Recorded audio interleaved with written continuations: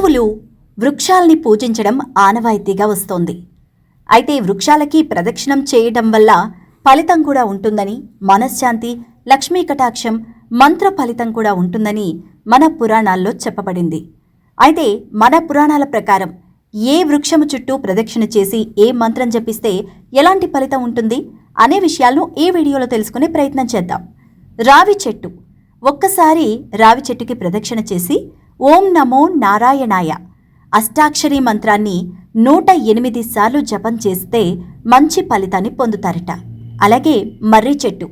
ఓం క్లీం కృష్ణాయ గోపీజన వల్లభాయ స్వాహ అనే కృష్ణ మంత్రాన్ని జపం చేస్తే మంచి ఫలితం లభిస్తుంది. అలాగే తులసి చెట్టు.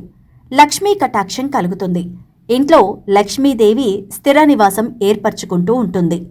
అలాగే కడిమి చెట్టు అంటే కదంబ వృక్షం. లలితా సహస్రనామం కాని, బాలా మంత్రం కాని, షోడసాక్షరి మంత్ర జపం చేసినా మంచి ఫలితం వస్తుంది. అలాగే మేడి చెట్టు. ఈ వృక్షం చుట్టూ ప్రదక్షిణ చేస్తూ అమ్మవారి యొక్క నవార్ణ మంత్రం కాని, శ్రీ దత్త మూలమంత్ర అనుష్ఠానం కాని చేస్తే మంచి ఫలితాన్ని పొందుతారు.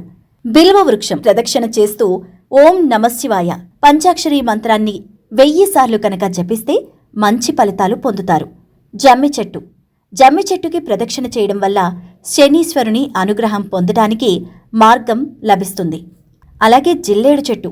సూర్య భగవానుడి అనుష్ఠాన ఫలితం లభిస్తుంది జిల్లేడు చెట్టుకి ప్రదక్షిణ ఫలితంగా. కాబట్టి ఏ వృక్షాలకి ఎలాంటి ఫలితాలు పొందుతాయి అనేది తెలుసుకున్నారు. కాబట్టి ఈసారి నుంచి ఆయా వృక్షాలకు చేసేటప్పుడు ఈ నియమాలు ఖచ్చితంగా పాటించండి.